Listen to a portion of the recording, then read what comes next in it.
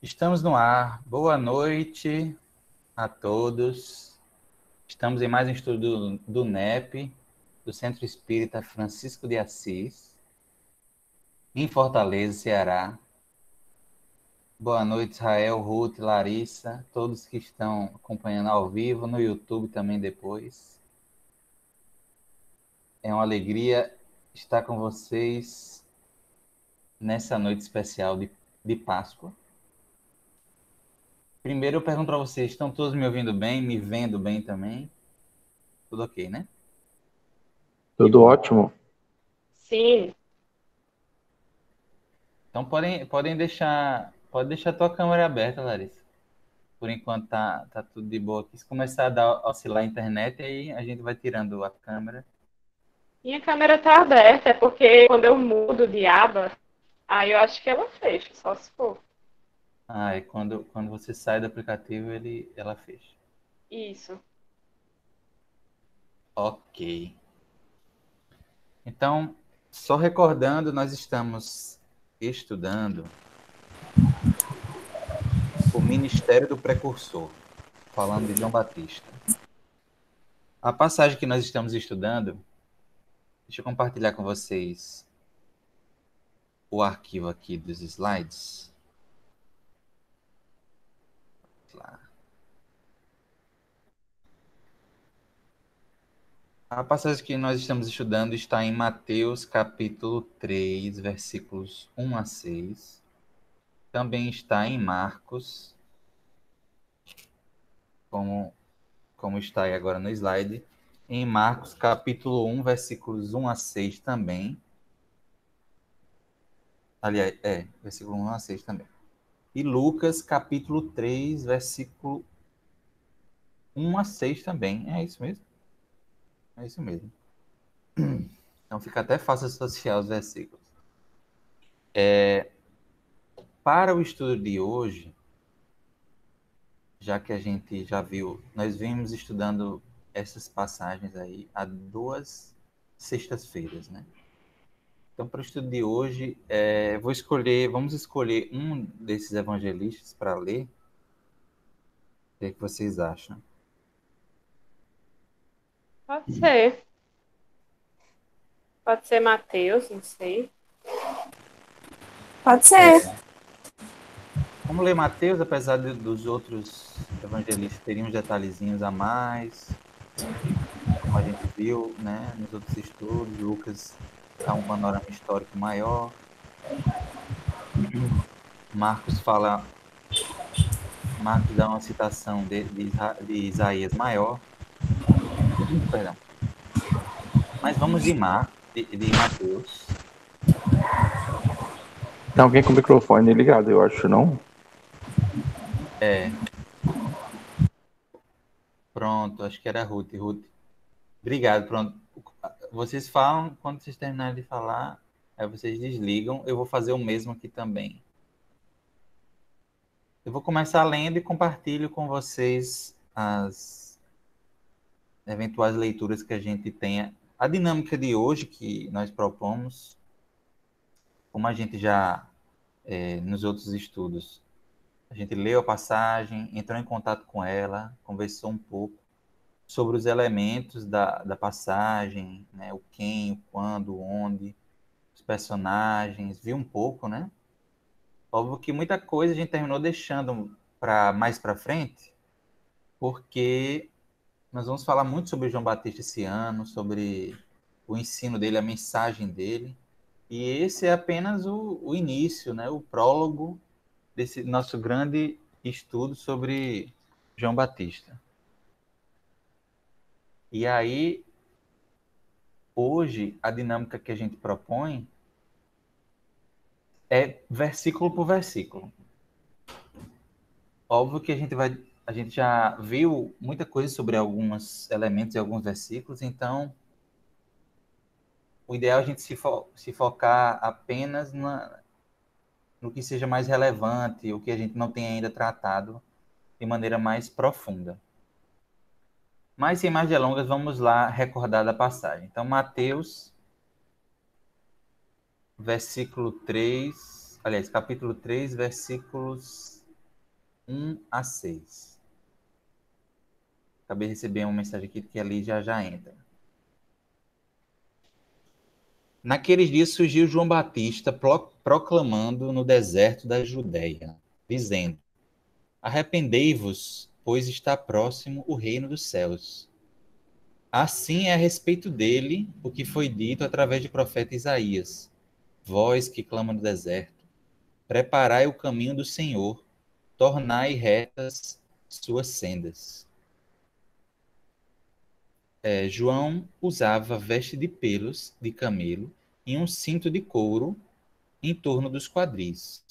Seu alimento era gafanhotos e mel silvestre. Então acorriam para ele Jerusalém, toda a Judéia e toda a circunvizinhança do Jordão, confessando os seus pecados, eram mergulhados por ele no Rio Jordão. Mergulhados, ou a maioria das traduções mais tradicionais colocam aí batizados por ele. Questão do batismo, né? Sobre a citação de Isaías, Mateus coloca aí só uma partezinha dela. Marcos já acrescenta um pouco mais, dizendo: Eis que envio o meu anjo perante a tua face, o qual preparará teu caminho, vós que clamam no deserto. Preparai o caminho do Senhor, tornai retas suas sendas. Citação de Isaías. E Lucas também acrescenta mais um pouquinho, né, no final, lá no final de Lucas. Todo vale será elevado, todo monte e colina rebaixados. As vias tortuosas se tornarão retas, as acidentadas se tornarão caminhos planos, e toda a carne verá a salvação de Deus. Muito legal essa imagem aí que Isaías nos transporta. Lembrem depois de a gente falar no final, que eu acho que eu não coloquei nenhum versículo nenhum slide sobre esse versículo 5 de Lucas. Vou até anotar aqui, porque tem umas coisas que eu lembrei aqui. Mas vamos lá, eu vou contar hoje com o auxílio de Larissa para a gente ir caminhando pela passagem e de vocês também, obviamente. Israel e Ruth, fiquem à vontade para interromper, perguntar e acrescentar, principalmente, interpretações, porque hoje a ideia é interpretar a passagem, principalmente tentando descobrir o sentido moral dessa passagem para nós, enquanto indivíduos, enquanto seres em evolução, enquanto humanidade também. Perfeito? Então, Larissa, como é que a gente começa? Qual o primeiro ponto aí que você colocou no seu caderninho? Bom, seguindo o livro Luz Imperecível, ele começa com naqueles dias. Naqueles dias a gente até já comentou, né, a respeito, mas ele traz, né, a reflexão que naqueles dias era um momento favorável, né, para que aquelas tarefas programadas fossem executadas, né? Então, eles dizem assim que a hora para tudo e aquela hora daquela missão tinha chegado. E eles também trazem a reflexão que aqueles dias visitam-nos a intimidade. Ou seja, estamos também num momento propício para a consecução das nossas tarefas, né? Será que a gente não está naquele tempo favorável para fazer com que aqueles nossos planos, né, de reforma íntima, de trabalho no bem, entrem em execução? E aí, vocês têm um comentário?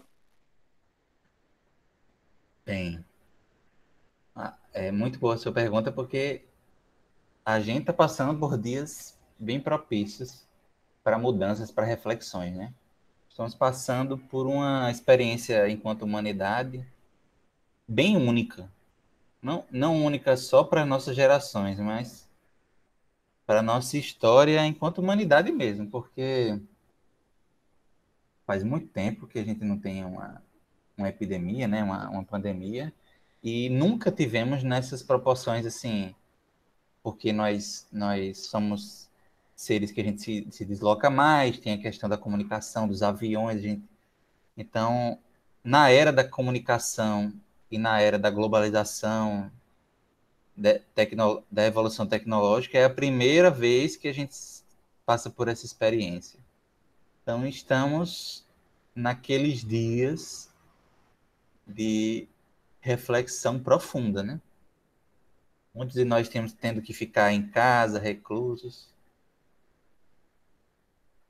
mas é isso. Também não quero monopolizar a fala. O que vocês acham? É isso mesmo?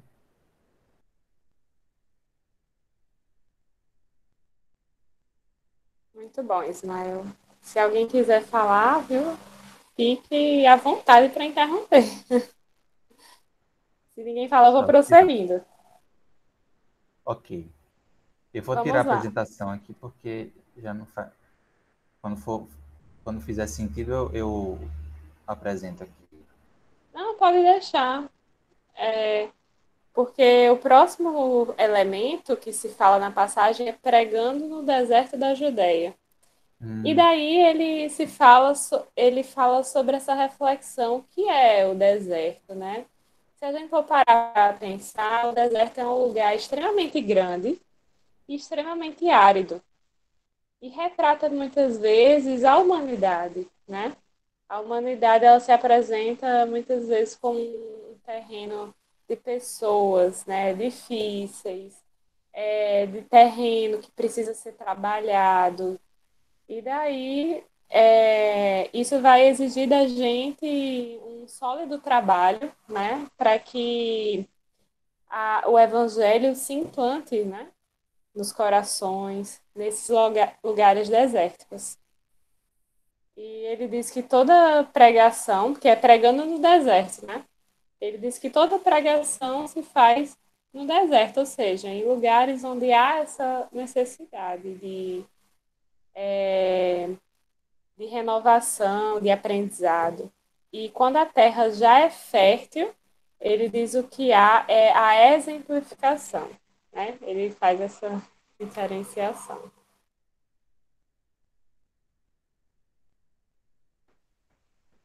Certo? Deixa eu compartilhar com vocês um trechozinho sobre essa. Nessa mesma linha que Larissa está dizendo. Larissa, você tem uma mão muito bonita, mas ela Ah, está tá. no seu rostinho aí, no meio do seu, nos impedindo de ver você.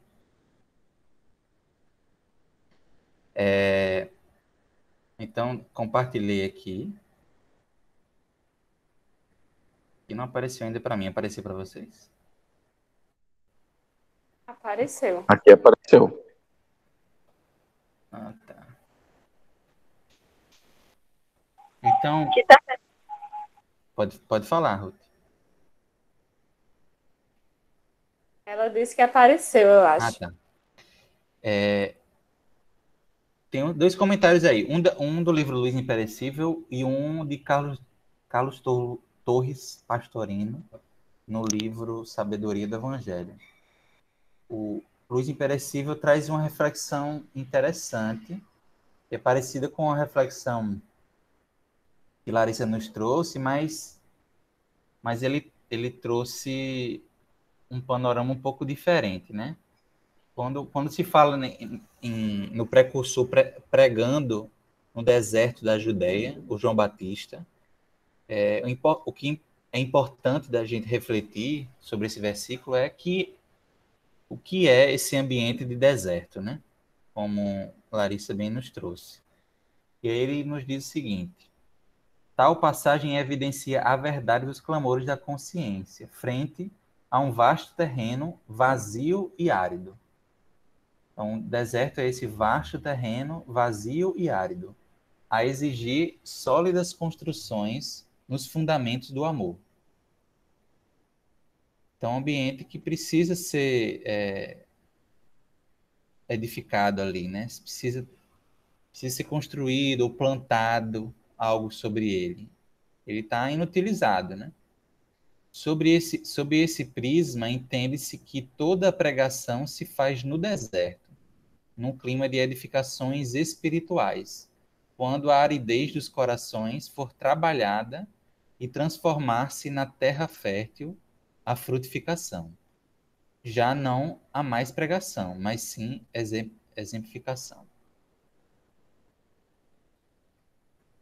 Então, é interessante perceber essa interpretação da luz imperecível. Não vem, óbvio que não vem do nada, vem das palavras do próprio Jesus, quando Jesus nos compara muitas vezes a esse terreno. Uma das passagens que até recentemente a gente comentou numa palestra online no Irmão Leite é a parábola do semeador. Então, Jesus, nessa parábola, muita gente se pergunta, será que essa passagem fala sobre semente, semeador? E aí tem um comentário do Haroldo bem interessante na internet, onde ele fala que o tema principal da parábola do semeador não é o semeador nem a semente, é a terra, é o drama do terreno. E esse terreno somos nós. Então, existe uma diferença entre uma terra desertificada, como essa que é retratada, e uma terra fértil. Uma terra mais seca, né? Deserto, óbvio que a gente viu, até comentou, que o deserto da Judéia não é um deserto estilo deserto do Saara, assim, com coisa seca, areia em tudo que é canto.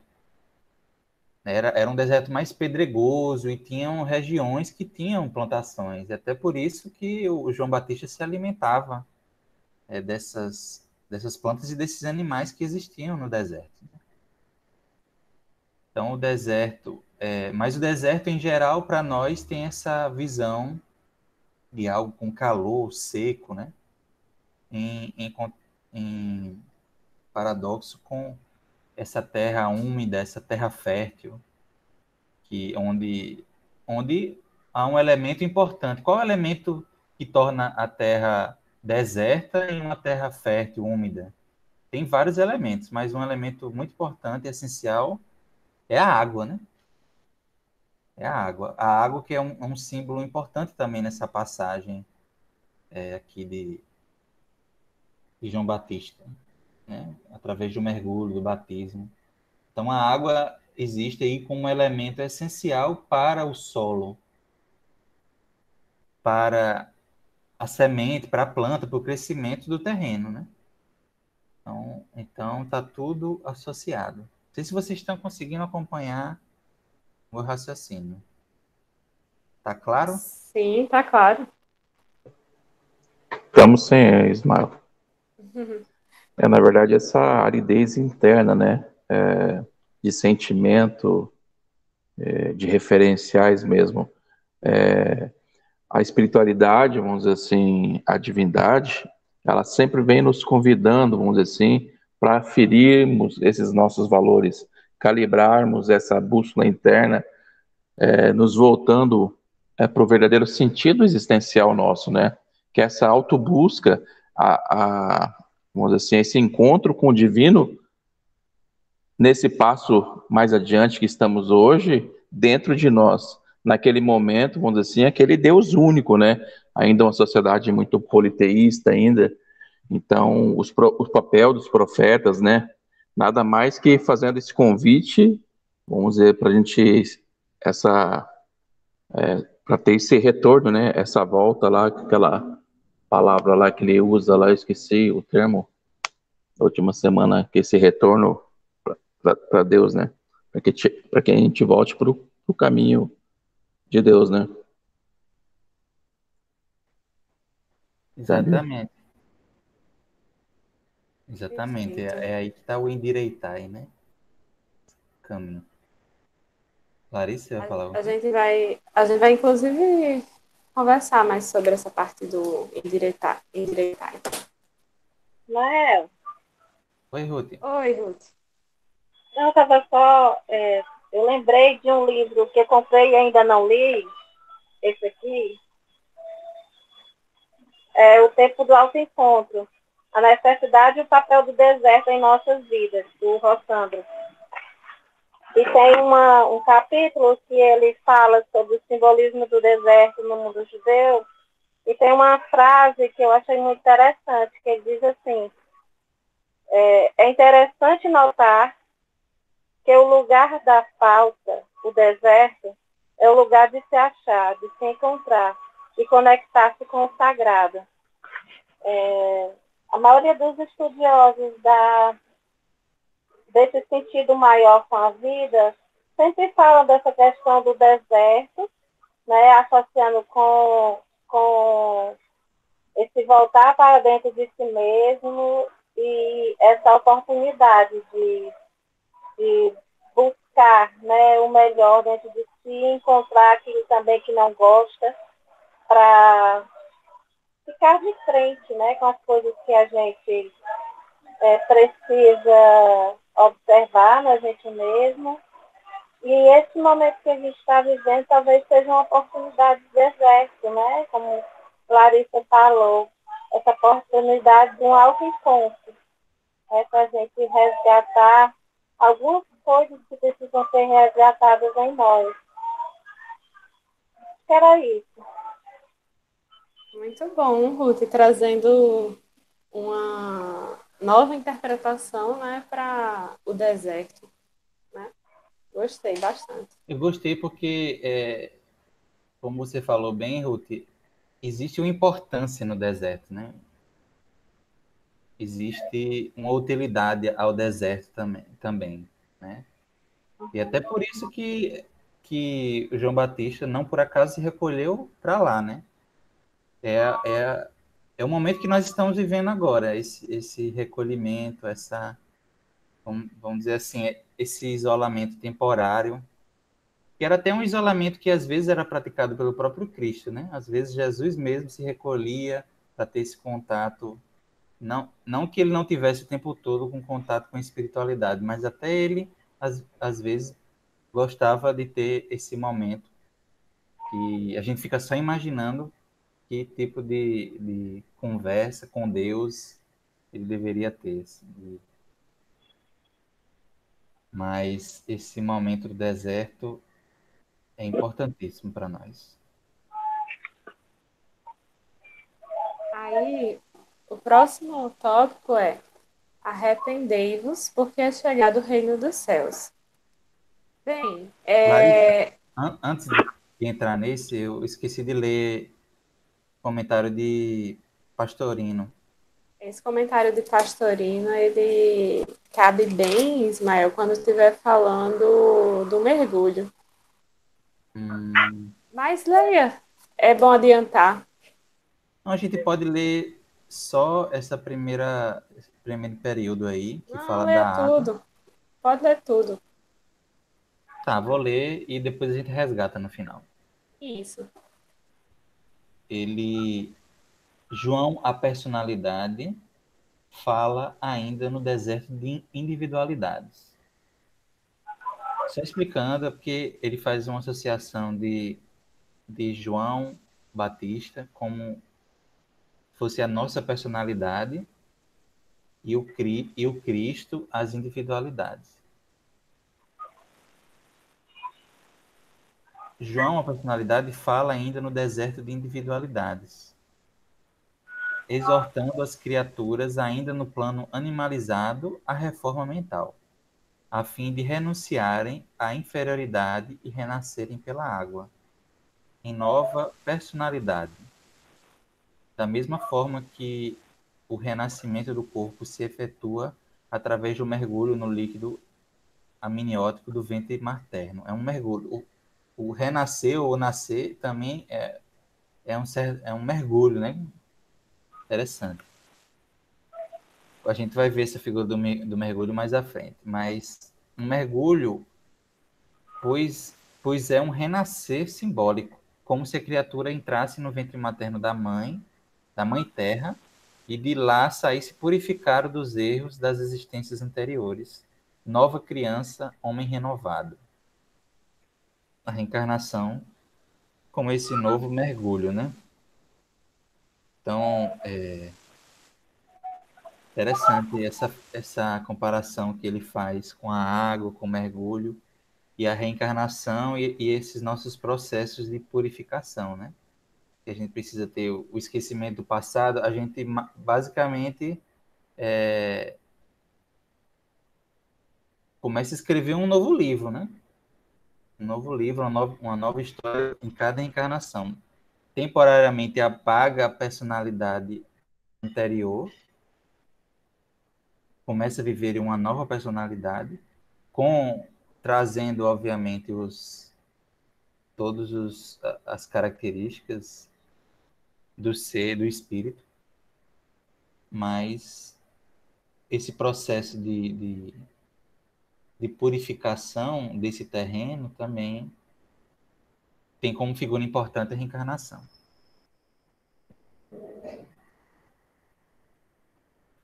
Pode seguir, Bom, Larissa. então, vamos seguindo, né?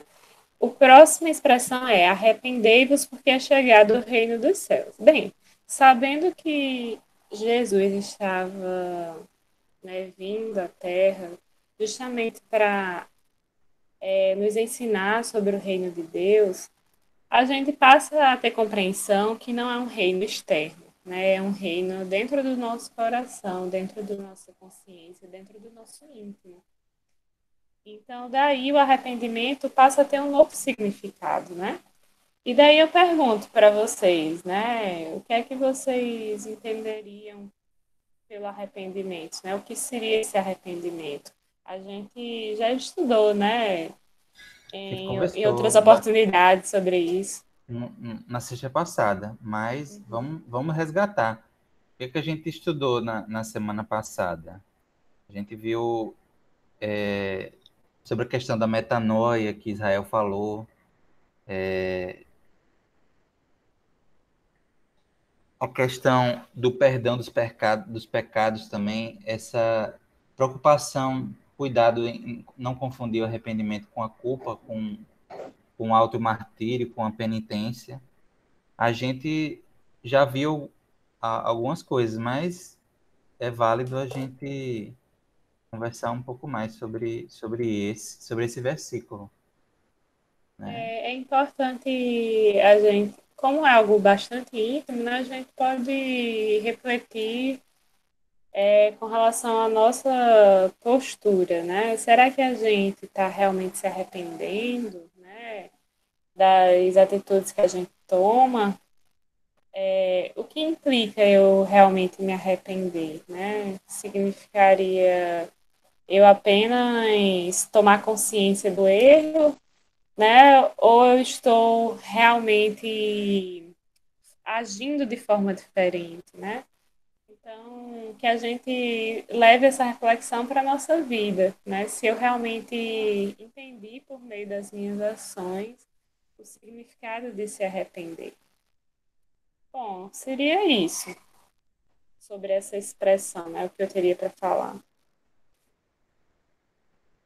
Separei dois trechos aí, um de Huberto Holden e um de Allan Kardec, O Céu e o Inferno. Esse de Huberto Holden serve de um bom contraponto, porque a gente acabou de refletir sobre a reencarnação como parte importante desse processo de purificação. Mas é preciso compreender o processo na sua completude, sem querer simplificar as coisas. Vejam bem o que Humberto Holden nos diz. O que redime o homem, a redenção do homem, é uma nova vivência espiritual.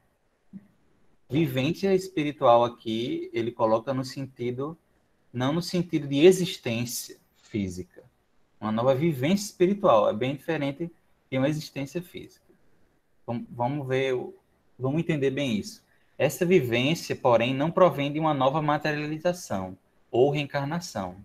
Essa nova vivência nasce de uma total mudança de seu livre-arbítrio. Somente um novo compreender, querer e viver é que pode redimir o homem das suas maldades. Então, o que a gente vê? Às vezes a pessoa reencarna, mas continua nos mesmos processos, né? insistindo nos mesmos erros, caindo nos mesmos tropeços.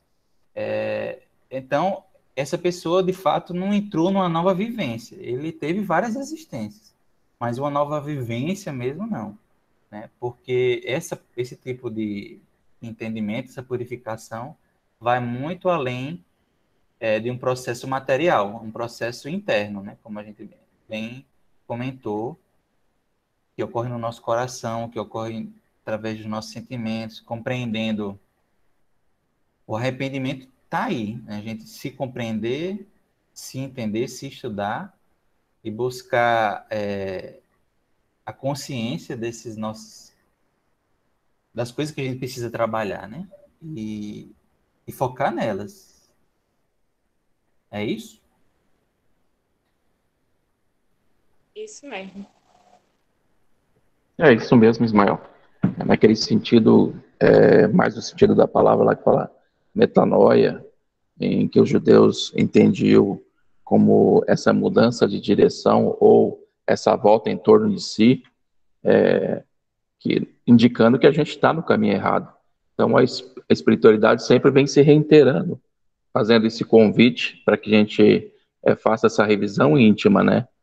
Desde aquele ser mais primitivo, onde buscava a Deus, porque muitas das vezes a nossa busca é externa e a gente deixa de fazer esse mergulho, essa introspecção, vamos dizer assim, nesse ser divino que todos nós somos, né? No momento mais, vamos dizer assim, mais primitivo, a gente buscava Deus na natureza, nos fenômenos dela, né? Da grandiosidade deles, através do temor, através do medo. Deu o convite da espiritualidade através de seus profetas e através do nosso desenvolvimento vem fazendo o convite para esse Deus único, né? Esse Deus que coordena, tirando aquela ideia nossa do politeísmo, né? E nesse caminhar a gente atravessando esses desertos nossos, das reiteradas existências, né? E vir do plano espiritual através das reencarnações. Então toda essa simbologia, vamos dizer assim, que traz as profecias do Velho Testamento, fazendo com que a gente se volte para dentro de nós mesmos, né? Essa autobusca, esse crescimento interior, vamos dizer assim, como espírito, né? Em reencontro com esse ser divino que todos nós somos, né? E a partir do momento ali, desde Elias, né? Grande profeta, até João Batista, que é interessante, que ele acaba sendo, vamos dizer assim, o mesmo, né? Aquele mesmo que anunciava e o mesmo que acaba por ser o precursor ali, né? Indicando no momento onde a humanidade já tinha essa maturidade já para poder entender essa divindade como Deus amor, né? Porque Jesus ele vem sublimar esse amor divino, né? Esse Deus Pai misericordioso que é capaz de perdoar, fazendo, vamos dizer, com que a gente entenda mais essa proximidade maior com o divino, né? Dentro do próprio amor. E hoje em dia, eu acho que esse ciclo que a gente, essa curva do tempo que a gente está fazendo agora, é como se fosse essa aurora mesmo, né? Essa mudança de ciclo, já num convite já um pouco mais diferenciado desses primeiros aí, né? Não sei se me fiz entender aí, câmbio. Sim, Israel, com certeza. Caminhada muito própria nossa, né? Enquanto indivíduos, enquanto humanidade, né? Nós não vivemos mais nos períodos em que os cristãos eram jogados aos leões, né? Não somos exigidos mais desse sacrifício, mas os nossos desafios são outros, né? Desafios, uma sociedade e uma humanidade moderna exige desafios modernos, né? Então, é importante a gente tá sempre nesse processo de confrontamento, esse bom combate, né? Se a gente ficasse numa posição de inércia, né, de tranquilidade perene, assim, a gente não ia sair do canto. Então, nessa linha, vamos receber aqui a Liz. Acabou de solicitar a entrada aqui. A gente Nessa vai linha... para... Isso, Oi? pode Pronto. continuar. Olá, Elis. Seja bem-vinda. Oi, amigos, boa noite. Boa noite. Boa noite. Então, nessa linha de comentários nossos, Kardec, na Gênese, didático como sempre ele nos apresenta elementos importantes nesse processo de arrependimento, de evolução, de reforma do ser humano. Então, ele fala do arrependimento, da expiação e reparação, constituem, portanto, as três condições necessárias para apagar os traços de uma falta e as suas consequências. O arrependimento suaviza os travos da expiação, abrindo pela esperança o caminho da reabilitação. Só a reparação, contudo, pode anular o efeito, destruindo-lhe a causa. Do contrário, o perdão seria uma graça, não uma anulação. Deu para entender, gente? É muito importante esse trecho do Céu e Inferno. Nos apresenta elementos importantíssimos de maneira bem, bem clara. A questão do arrependimento como importante para que a gente possa ter consciência dos momentos de expiação, de resgate, né?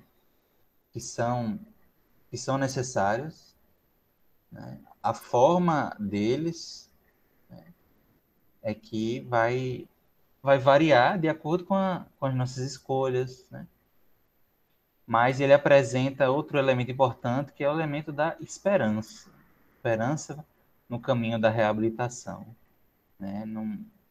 A mensagem de Jesus é a mensagem de boa nova, de boa notícia, de esperança, não de pessimismo. Então, apesar dos nossos erros, muitas vezes constantes, é importante alimentar essa resignação, abnegação, que é a esperança, que só esse sentimento profundamente doce e puro da esperança, que é algo tão bonito do humano, do ser humano, do homem, pode ser capaz, né, de nos dar essa força.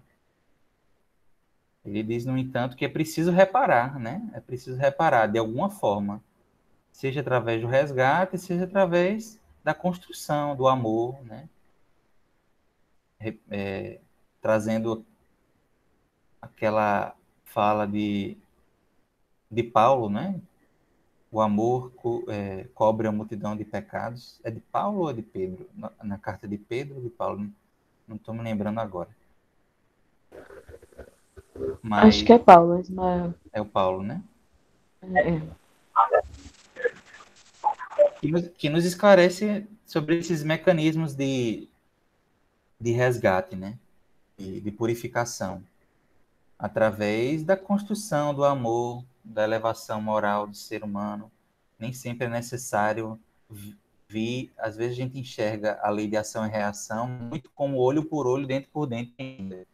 E a gente vai ver muito isso quando a gente falar na questão de Elias e João Batista, de Elias ter mandado decapitar, os sacerdotes lá de Baal, e João Batista ter morrido decapitado, e, enfim, outros mecanismos aí de expiação que a gente termina interpretando de maneira muito direta e material, quando é muito mais, algo muito mais complexo, esses processos de purificação do ser humano, né?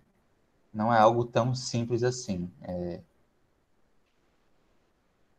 Mas, enfim, compartilhei a fala com vocês. Foi claro no meu comentário? sobre essa questão de Kardec, tem muita coisa interessante para se discutir nessa fala de Kardec, esses mecanismos aí, esses elementos, as condições necessárias para apagarmos nossas faltas e as consequências. Foi claro, sim, Ismael. E você acha que a gente já deve passar para outro tópico? Ou alguém gostaria mais de falar sobre a questão do arrependimento?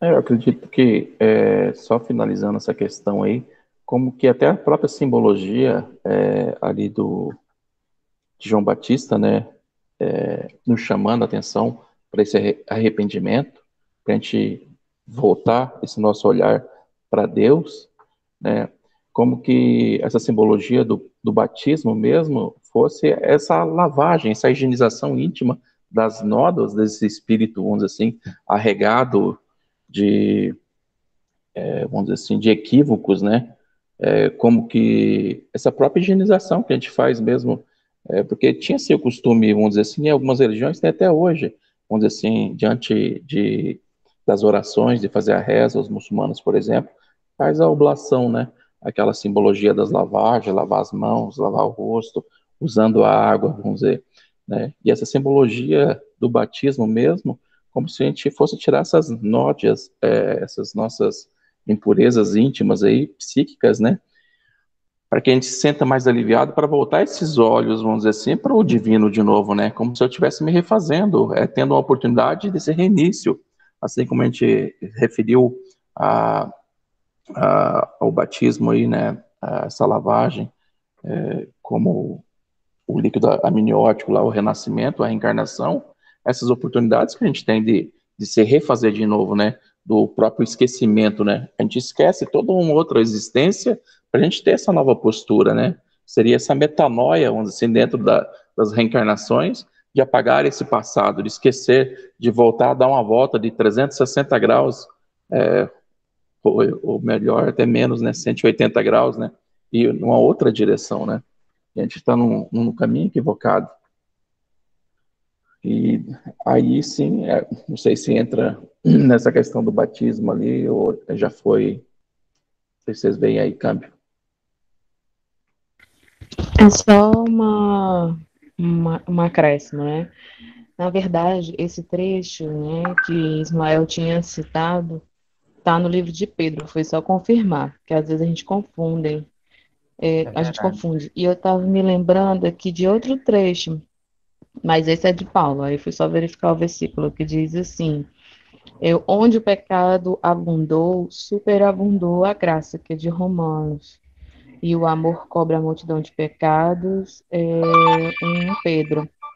Mas, pensando nessa última fala que você estava fazendo, eu fiquei meditando assim, a gente sempre olha para a figura de João Batista e de Elias e pensa, mas ele era um missionário do Cristo. Certo que ele tinha um coração bem, vamos dizer assim, firme, para não dizer duro. Por isso é que ele era o precursor, ele tinha uma personalidade muito forte e talvez precisasse de alguns ajustes a parar as arestas. Mas me lembrei muito, como todos nós, né, como a maioria de nós, ou como eu, por exemplo, mas me lembrou muito do momento que a gente está vivendo agora coletivamente, né, em que a gente fica se questionando, como muitas pessoas, por que desse reajuste, por que dessa expiação coletiva, por que a necessidade dessa prova, se é que é isso mesmo. Mas são os movimentos necessários que às vezes eles são feitos na nossa alma e agora na terra inteira para que a gente possa expurgar, se limpar e às vezes até fazer esse movimento, dar uma chacoalhada para a gente fazer esse movimento que é o primeiro passo, que é o arrependimento, né? Muitas vezes da rebeldia, do distanciamento de Deus, né? E aí trazendo um pouco para o que a gente está vivendo agora. E o interessante também, Elis, que é esse convite, sim, que você vê da humanidade toda tendo para esse retorno aos lares, né? Essa reclusão, essa quarentena em casa, né? Vamos dizer assim, até nesse período simbólico mesmo da Páscoa, né? E você falando aí, eu vendo as pessoas, vamos dizer, todo lugar que a gente chega, a gente apertando a bisnaguinha com álcool gel, como se a gente estivesse fazendo essa oblação de lavagem, de limpeza íntima, como que se tentando se purificar, voltando os olhos, vamos dizer, para a nossa família, para as coisas que interessam mesmo, é esse chacoalhão mesmo que você fala aí, né? Então, você falando aí, me lembrei dessa higienização que a gente está fazendo, como se fosse fazer essa higienização, mas não externa, mas sim o convite para essa higienização da alma, né? Desse ser imortal. Câmbio. Muito bem lembrado, Israel. Interessante mesmo. Nós estamos sendo convocados a dar atenção a esses processos materiais de higienização, mas, em segundo plano, a gente precisa tentar que nos despertem a higienização moral também, né? E é interessante, aproveitando que estamos falando desse momento, e a importância dele, eu vejo que às vezes muita gente enxerga essa doença ou vírus propriamente dito como um inimigo, né? É óbvio que em termos de buscar ganhar esse conflito, é de certa forma uma guerra, né? A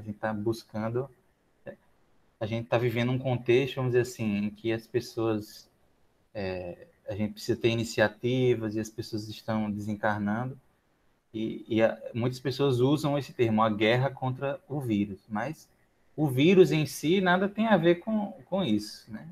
O vírus uma forma de vida que existia no planeta muito antes da gente, do ser humano. E os vírus em geral, fora aqueles que nos causam doença, são muito úteis para a gente nem sabe da utilidade que eles têm. E como eles foram até responsáveis por muitas fases da nossa própria evolução, da evolução das espécies. Então, de certa forma, né, às vezes, na verdade, esses desequilíbrios existem por conta do ser humano, né? Porque o ser humano vai e junta no mercado comida junto com animal contrabandeado e entra em contato uns com os outros e uma hora um vírus vai se modificar e vai acontecer isso, né? Então, é produto das nossas próprias ações. A gente precisa ter consciência disso, né? Enfim, Rael, dito esse parênteses... Oi, Ruth, pode falar.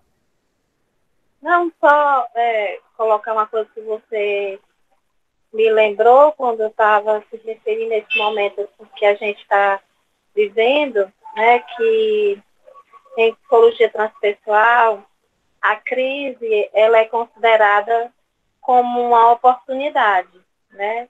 Então, esse momento de crise que nós estamos vivendo, na verdade, é uma grande oportunidade, né? Um grande chamado para essas renovações de atitude, né? Desse arrepender-vos que é processual, né? Que o Kardec, em O Céu e o Inferno, coloca como um primeiro momento para um grande aprendizado, né? O arrependimento, a expiação, a reparação, né? E uma misericórdia infinita, né? Porque tudo é processual. A gente está vivendo esse momento, né? Agora que a gente está dizendo de muita coisa ao mesmo tempo e a gente sem dar conta, porque tem muita gente. Eu trabalho na área de saúde, tenho muitos amigos que estão tendo crise de ansiedade, mesmo quem não trabalha na área de saúde, muita gente, né, tendo crises de ansiedade por conta do medo, né, que está dominando, né, a gente. por mais que a gente tenha conhecimento da desencarnação, a gente gosta de estar aqui na carne e quer estar aqui, quer estar com o que a gente ama, né? Mas eu me lembrei dessa oportunidade que são as crises, né, na nossa vida, e agora esse momento gigante de crise, né, para a humanidade observar como uma oportunidade de se refazer.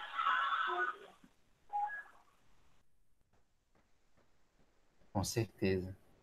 Você vê como o nosso tema aqui está muito relacionado com o momento que a gente está vivendo. E isso acontece muitas vezes. Né? Vamos em Verdade. frente, Larissa. Vamos.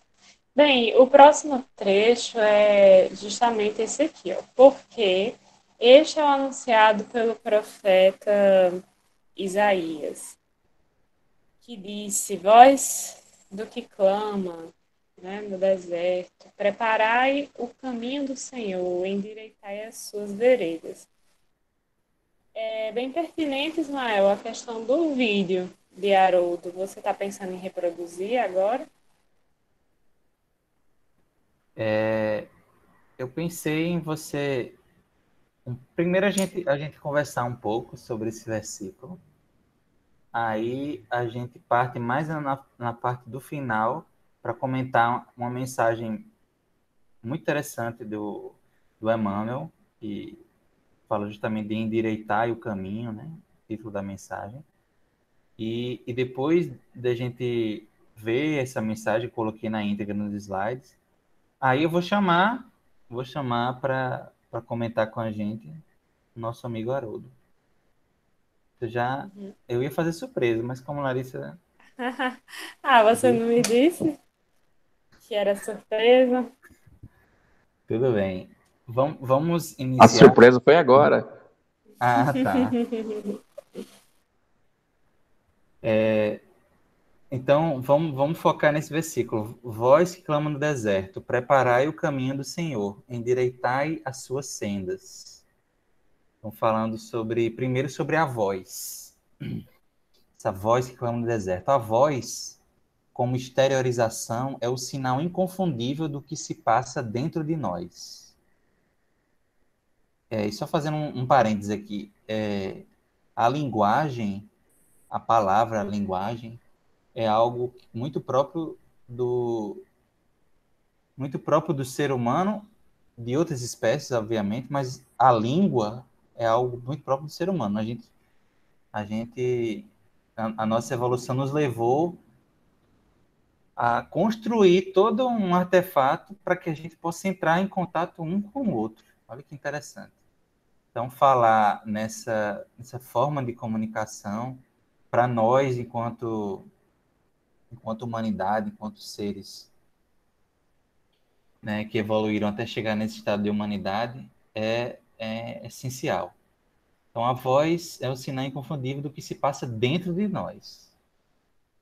E, diante das amplas necessidades de redenção, não são poucos aqueles que, frente às paisagens agrestes, não cultivadas no espírito, são convocados não apenas a falar, mas a clamar, quanto à adoção de atitudes firmes e inadiáveis, na busca do caminho libertador.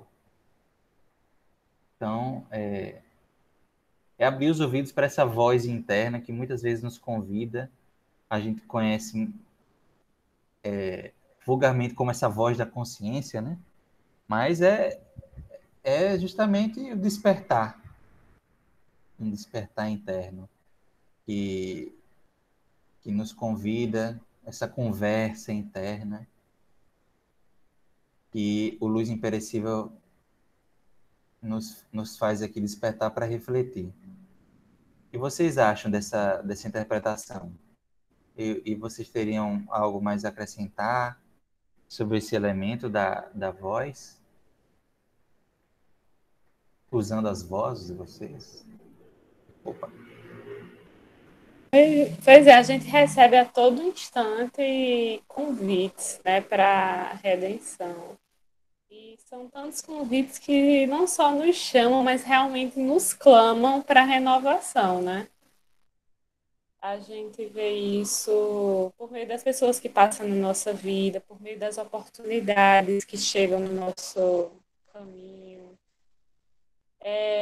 por momentos simples, né? Algum livro que a gente está lendo, são vários convites da espiritualidade para que a gente endireite, né? Os nossos caminhos. E é importante a gente pensar também sobre o que seria, né? Esse endireitar, né? Tem muito a ver com o que eu estava falando na reunião passada, né? Em preparar a casa, né? Se eu vou receber alguém, eu preciso que essa casa ela esteja preparada para receber, né? Então, isso significa que nós precisamos estruturar a nossa vida, preparar a nossa vida para conseguir, né, receber Jesus, né? Ou seja, viver segundo o que Jesus nos ensinou. É interessante isso que você está falando, Larissa. Tem uma curiosidade aí que eu coloquei, que o pastorino fala, provavelmente, né, essas palavras de Isaías se referem a um costume, né, ao que se costumava fazer para preparar o caminho dos reis que iam visitar as cidades do reino, tornar mais retas as veredas, aterrar os vales, aplainar os montes e outeiros, tirar as pedras do caminho, etc.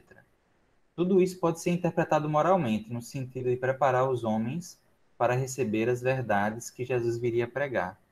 Ele está aqui comentando justamente sobre esse trecho de Isaías, né, que Lucas vai acrescentar essa parte que fala de aplainar os montes, deixar tudo uma planície, né?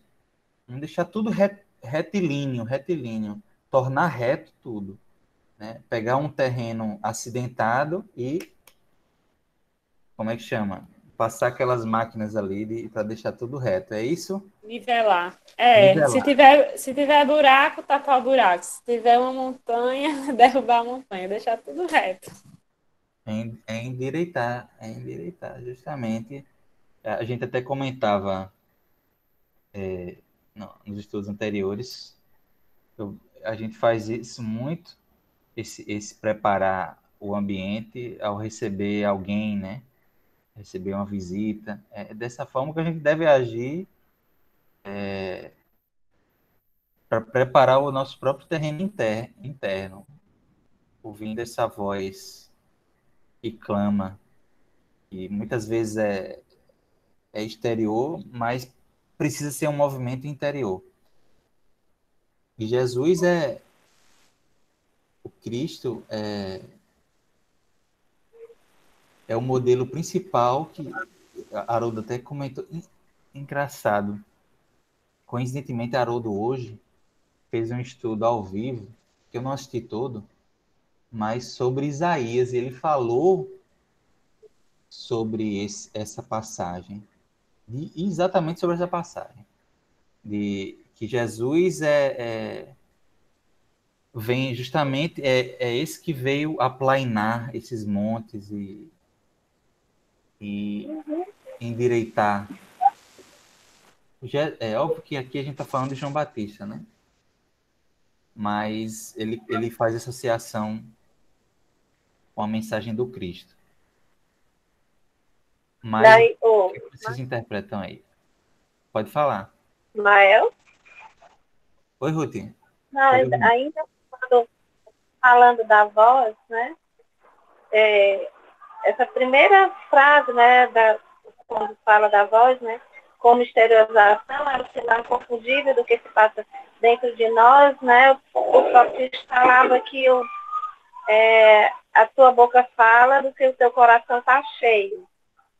Né? E quão cheio de vontade de aplainar esse caminho estava essa voz, né, de João Batista. Né? Já que a voz fala do que estava cheio ele, né, ele devia estar muito cheio de disposição para anunciar, né, o Messias, né, esse Salvador que viria Aí eu me lembrei disso.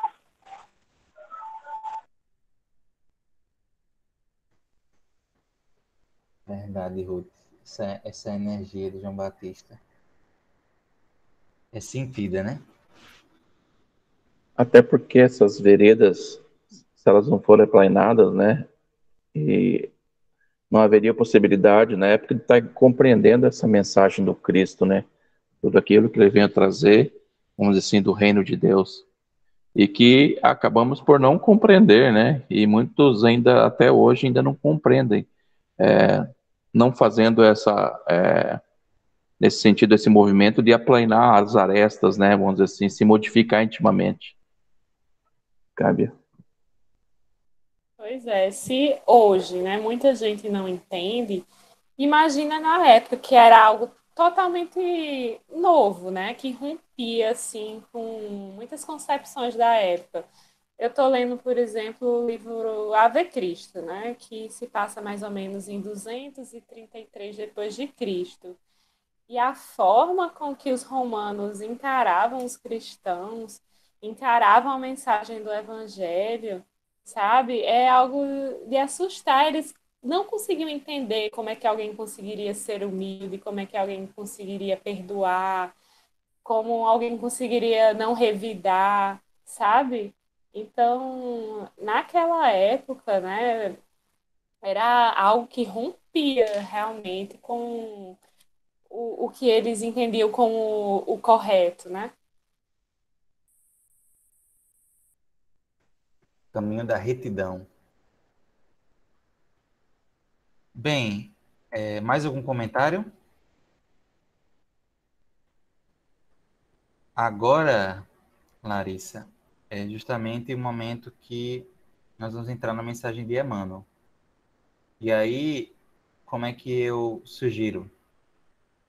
Que você possa, se quiser fazer a leitura da mensagem, mas eu sei que você está travando, é?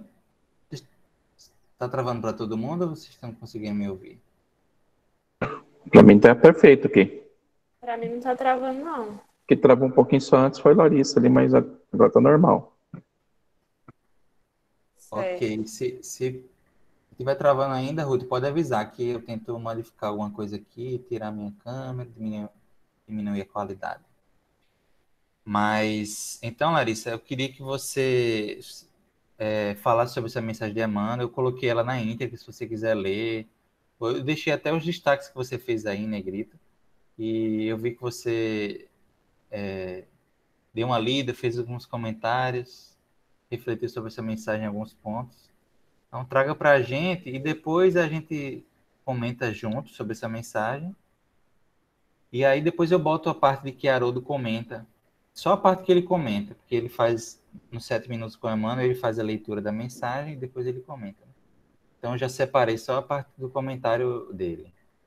Mas aí eu faço Certo. depois da gente ver essa mensagem aí. Você quer que eu leia a mensagem, primeiro? Pode ler, pode ler. Tá, vou ler. Endireitai os caminhos. A exortação do precursor permanece no ar, convocando os homens de boa vontade à regeneração das estradas comuns.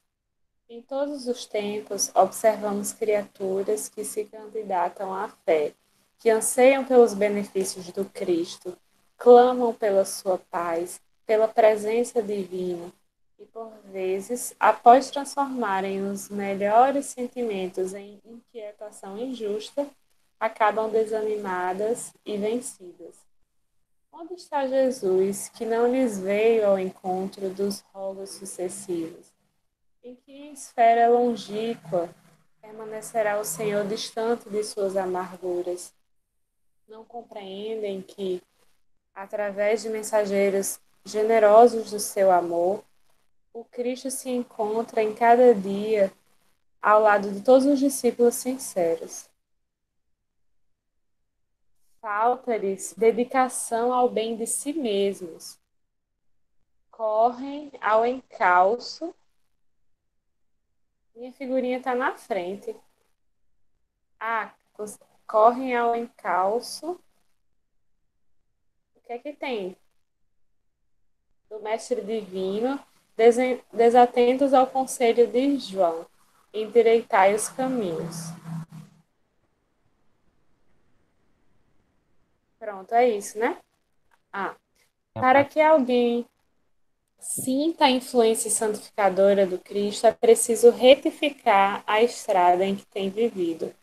Muitos choram em veredas do crime, lamentam-se nos resvaladouros do erro sistemático, invocam o céu sem o desapego às paixões avassaladoras do campo material. Em tais condições, não é justo dirigir-se a alma ao Senhor, que aceitou a humilhação e a cruz sem queixas de qualquer natureza. Se queres que Jesus venha santificar as tuas atividades, endireita os caminhos da existência, regenera os teus impulsos, desfaze as sombras que te rodeiam e senti-lo-ás ao teu lado com a sua bênção. Bem, deixa eu comentar então sobre essa passagem.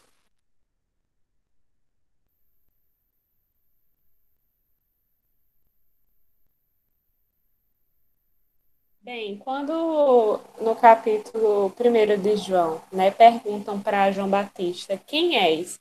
Para que demos resposta àqueles que nos enviaram, que dizes de ti mesmo? O próprio João Batista, ele diz o seguinte, eu sou a voz do que clama no deserto. Endireitai o caminho do Senhor, como disse o profeta Isaías. Então, ele mesmo se declarava, né, como aquele que iria preparar os caminhos. Então, é importante que a gente enxergue, né, João Batista como esse símbolo, né? Esse símbolo, né, desse anunciador sobre a importância da preparação, de endireitar os caminhos, né? E tudo isso eu já falei, né, sobre a importância da gente preparar a nossa vida para receber os ensinamentos de Jesus, ou seja, para a gente estar apto para poder enxergar o que Jesus quer dizer, para que a gente esteja apto para poder ver, ouvir e sentir o que Jesus veio nos ensinar. E sobre essa mensagem, né, fala, para mim o que mais tocou foi a parte final, né, que ele diz sobre o trabalho inadiável, que a gente retifique. Mas retificar o quê? Quando fala retificar caminhos, o que seriam esses caminhos, né? É retificar, corrigir os nossos pensamentos, as nossas emoções, os nossos desejos, né? Tudo aquilo está no nosso campo íntimo. Procurar identificar os nossos maiores defeitos, procurar identificar as nossas maiores virtudes para poder potencializá-las. Então, para mim, é justamente trabalhar nesse campo íntimo, né? Então é isso, esses são os principais destaques.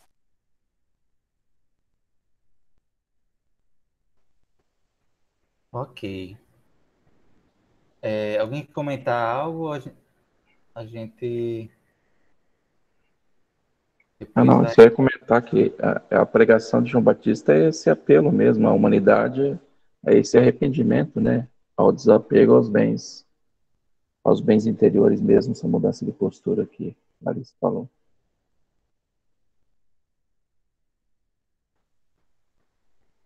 Sim.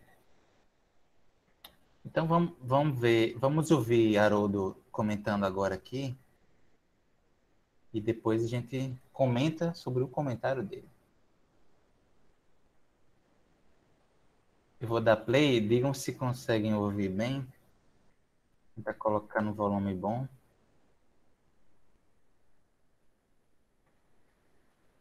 Então, ele vai comentar sobre essa passagem. Já vou colocar no trecho aqui do comentário.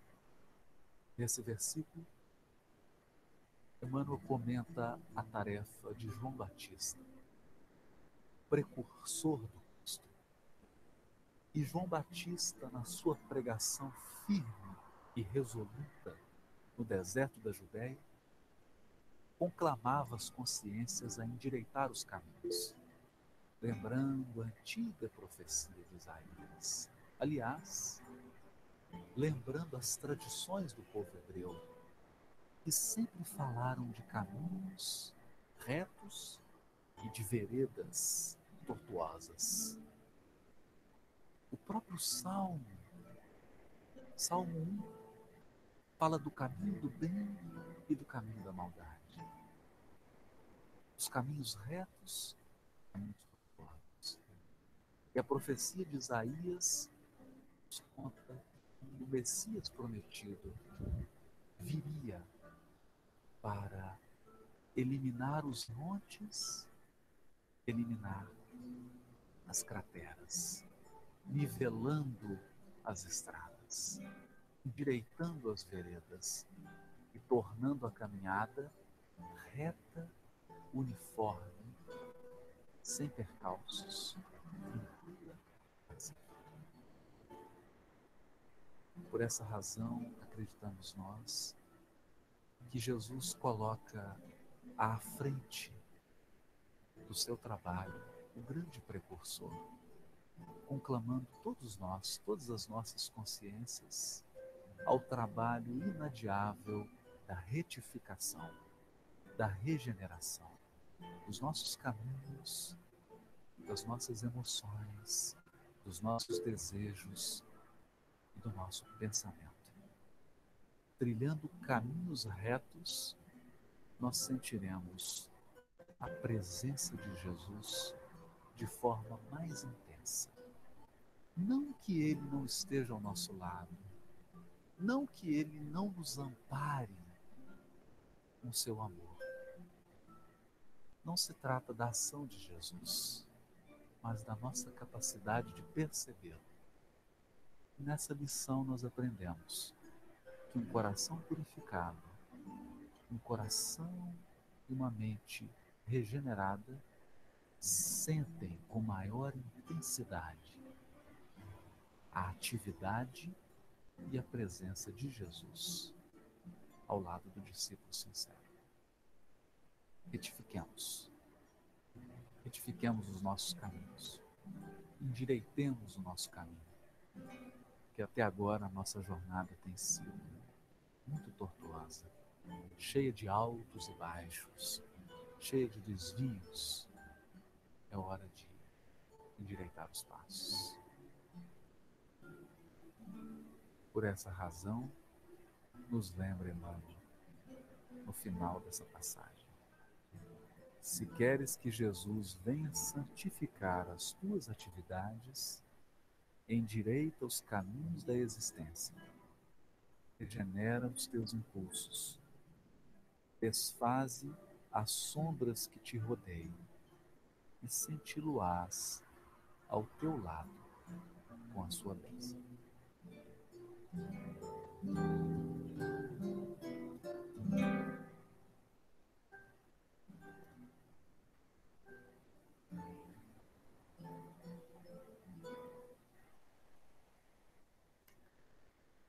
Pronto, deu para ouvir?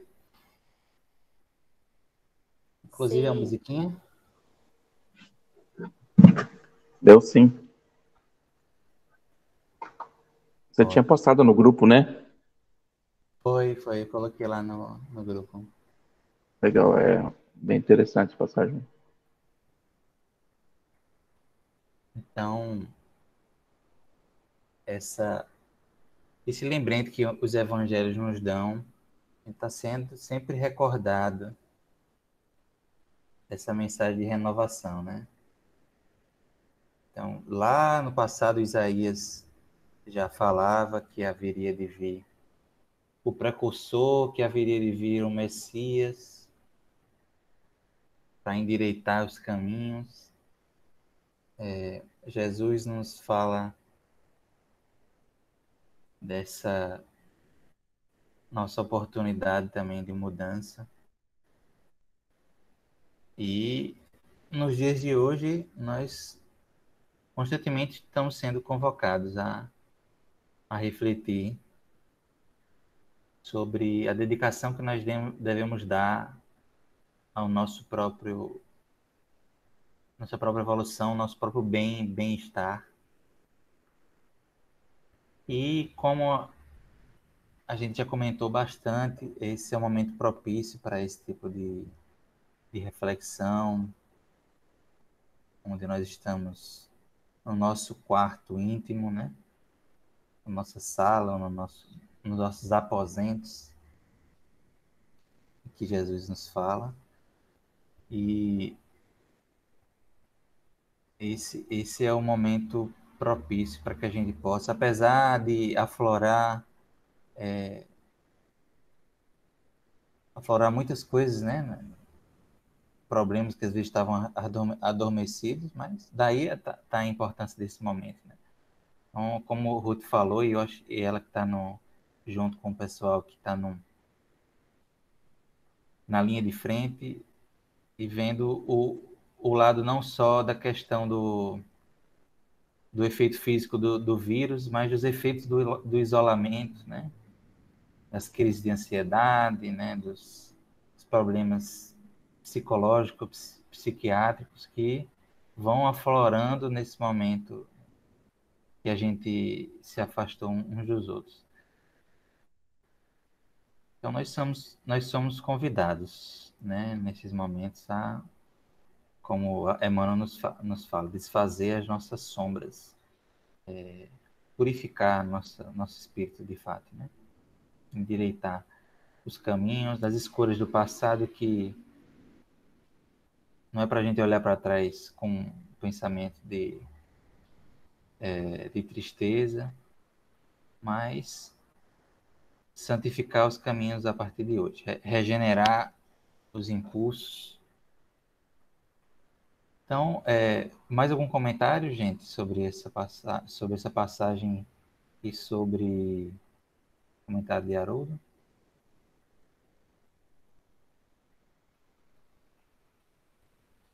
Porque nesse finalzinho eu queria aproveitar esse clima que a fala de Haroldo, dessa música, nos deixou. Queria fazer uma dinâmica um pouco diferente para encerrar.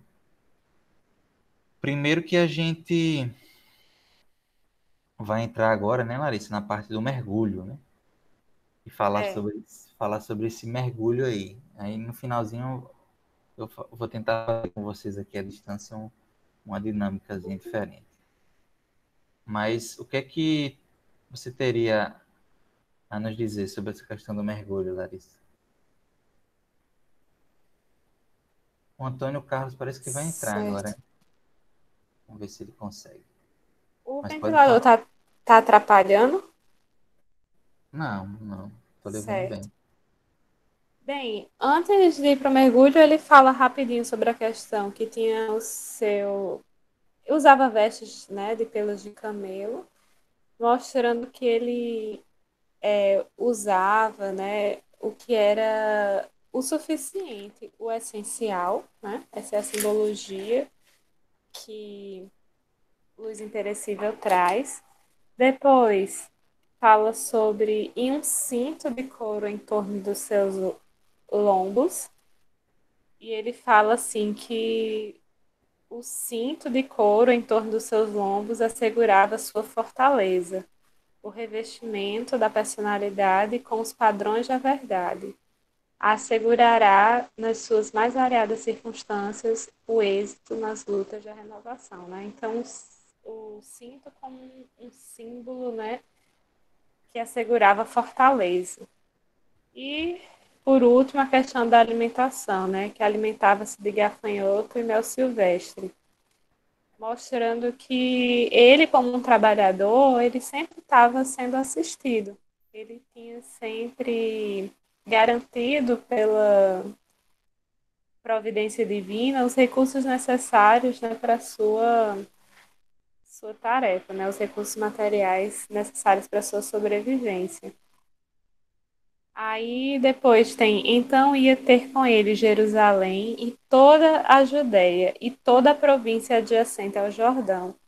Aí uma coisa a se observar aí é que Jerusalém representa algo que representa muitas vezes algo que está em padrões superiores, né?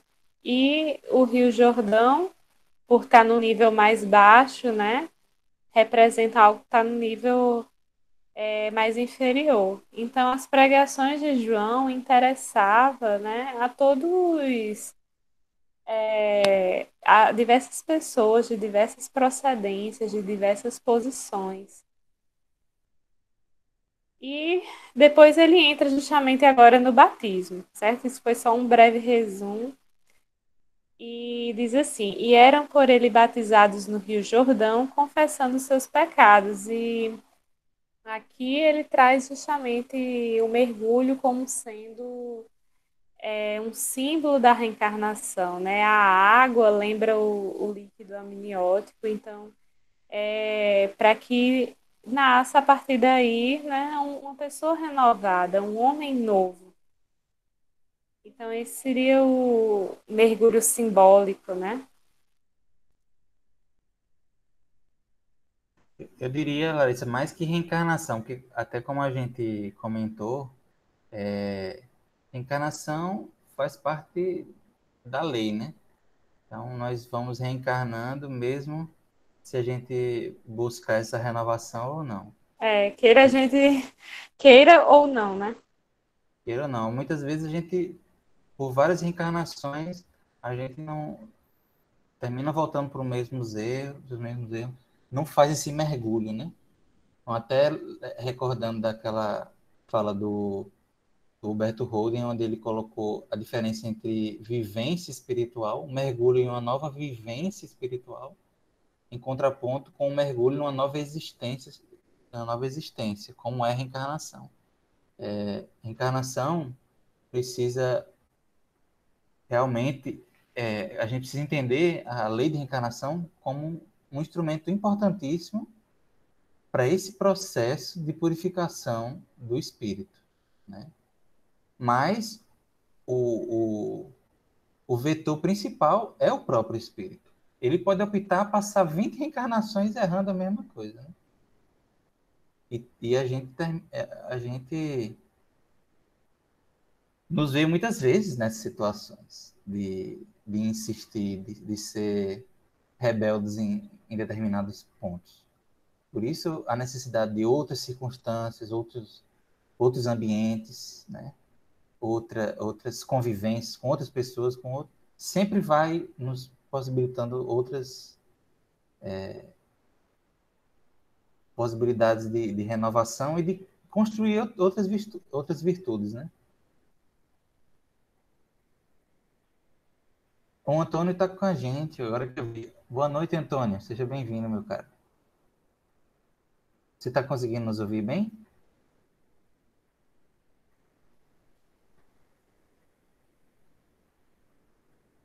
O seu microfone ele está desligado. Se você estiver falando, Estou ouvindo pronto. perfeitamente. Ótimo, Antônio. Fica à vontade para comentar, se você quiser. A gente já está partindo para o encerramento, falando sobre a questão do mergulho, né? E aí, acho que você teria... Pena que a gente já está no finalzinho, mas acho que a gente teria muito a comentar sobre esse ponto, né? Que é essencial. Então, eu passo a bola para vocês aí. O que vocês enxergam?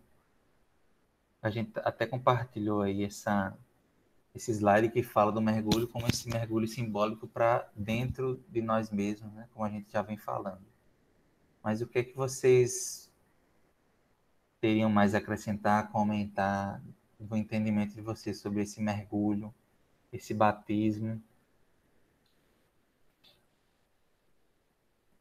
que a passagem de João Batista nos traz? Lembrando que a gente já comentou no passado sobre essa questão de entender esse mergulho no sentido mais puro e essencial, nos deixando de lado toda a questão do sacramento, né, do batismo. E, enfim, já entra num outro tipo de raciocínio.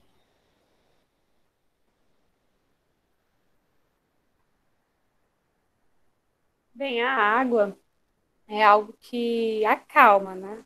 Ela tem essa propriedade. Se a gente for analisar cada elemento da natureza, eles têm uma propriedade, eles têm algo para nos ajudar, né? E a água tem esse poder de acalmar e de também purificar, né? Então, que a gente possa encontrar no nosso dia a dia esses elementos que possam nos acalmar e nos renovar, né? Assim como a água é capaz de fazer, né? A gente pode fazer esse mergulho não só, né, por meio desse mergulho físico, mas podemos empreender esse mergulho por meio de vários recursos que estão ao nosso redor, que nos proporcionam calma, que nos proporcionam harmonia e que nos proporcionam renovação.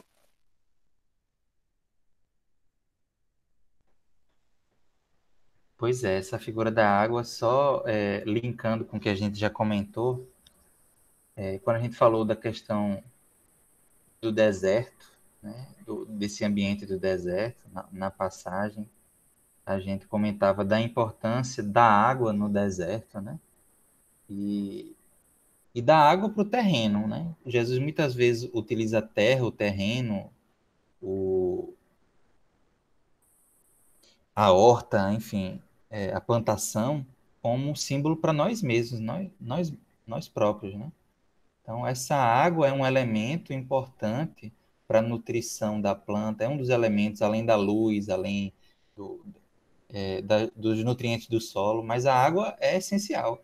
Eu mesmo estava aqui, tenho aqui não sei se dá para ver aí na imagem, tem uma pequena.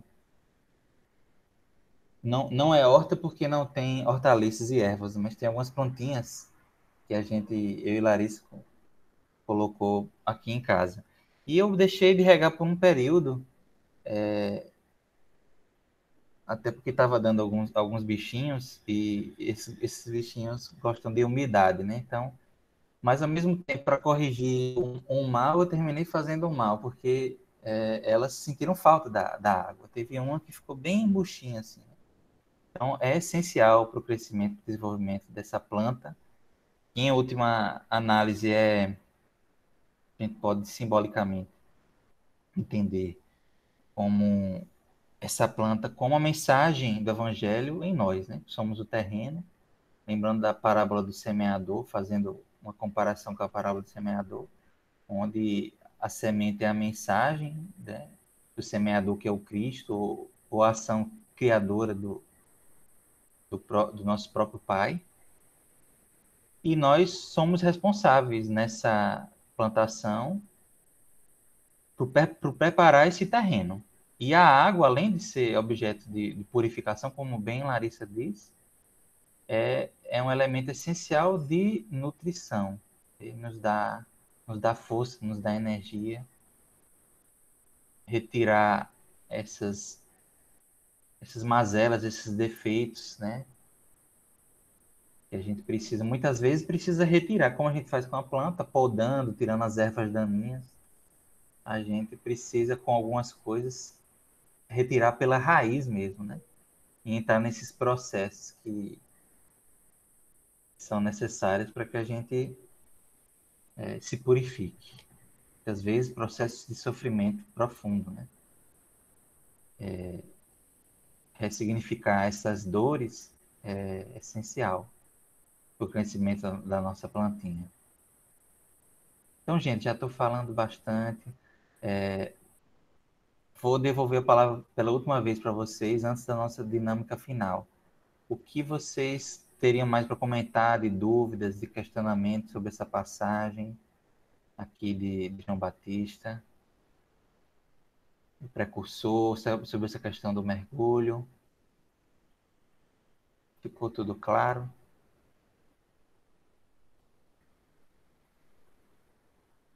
Ok, então, pelo silêncio, então vamos em frente. Agora, vou colocar aqui, tentar ver se eu acho uma musiquinha. Eu vou deixar aquela mesmo que a gente estava ouvindo.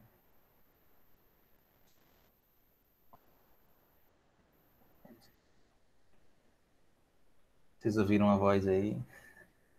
Terminei dando play aqui no vídeo do Haroldo. Música Além da Noite, do João Cabete.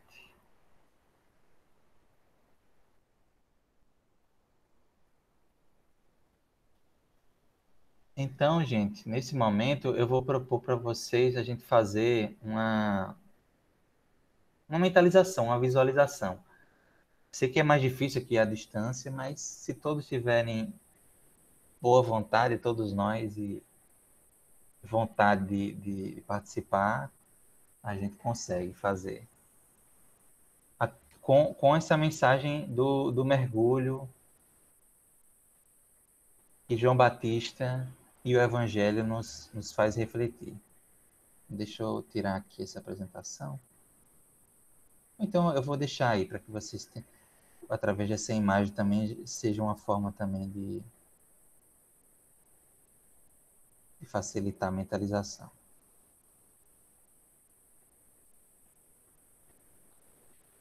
Então, vou colocar uma musiquinha e desse modo a gente vai se propor a realizar juntos esse mergulho, procurando fazer uma viagem, como se a gente estivesse lá no Rio Jordão, na Palestina, na Judéia. Vamos fechar os nossos olhos e procurar imaginar nesse momento como se nós estivéssemos entrando no Rio Jordão, junto com João Batista, junto com nosso Cristo, nosso modelo e guia Jesus, e fôssemos convidados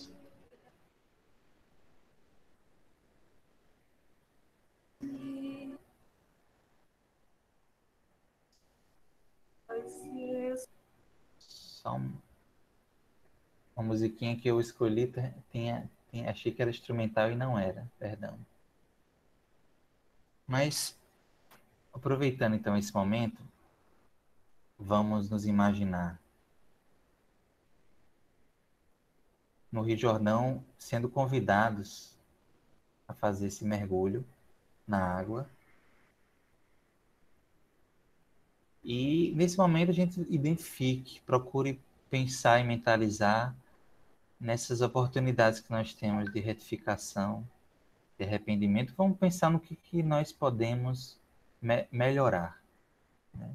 Ao mesmo tempo que a gente sente o nosso corpo mergulhar na água. Quando a gente está na água, a gente... Os ruídos exteriores, a gente começa a deixar de lado. Então a água está abafando todos os ruídos, todos os barulhos de fora, da rua.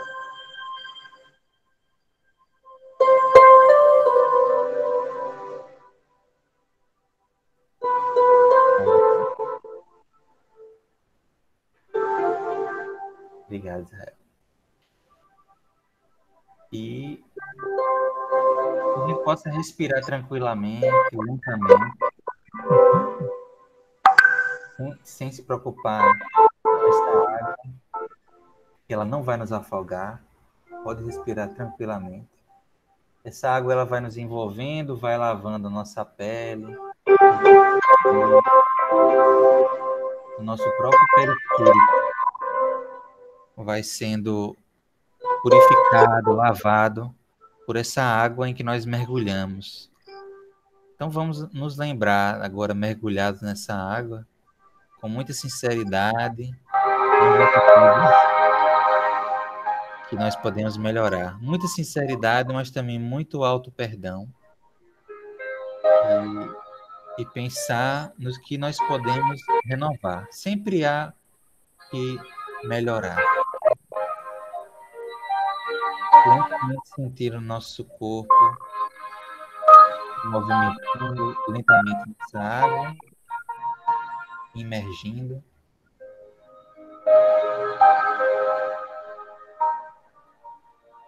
E agora, em silêncio, eu vou ficar em silêncio por uns 2 minutos, para que nós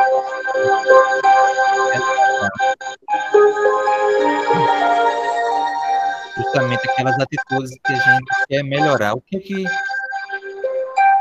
pensar em uma coisa só, o que é que nós podemos melhorar?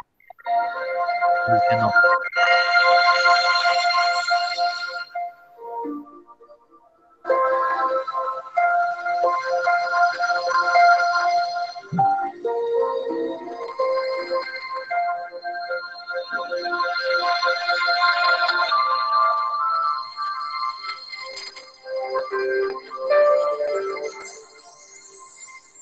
Então, nesse momento que nós já refletimos, que nós possamos firmar um compromisso de ressignificar essa nossa falha e buscar construir em cima dela uma virtude.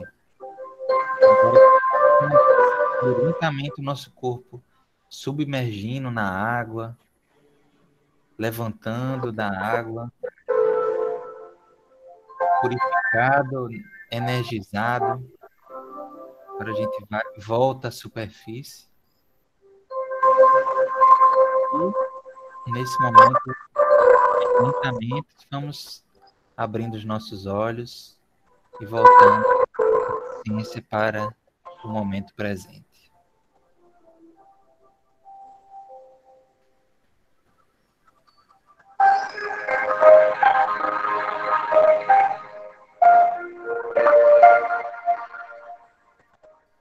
Obrigado, meu amigo Israel, por colocar a nossa trilha.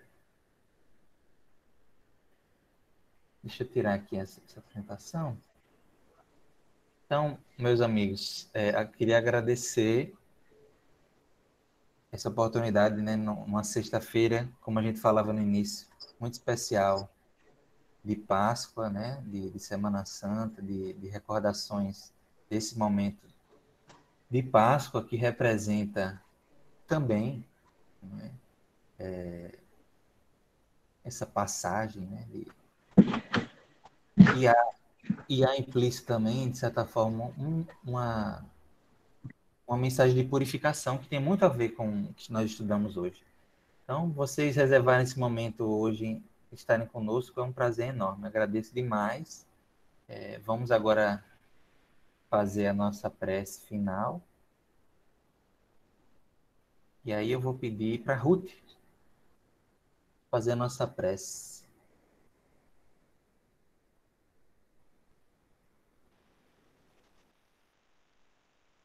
Boa noite a todos.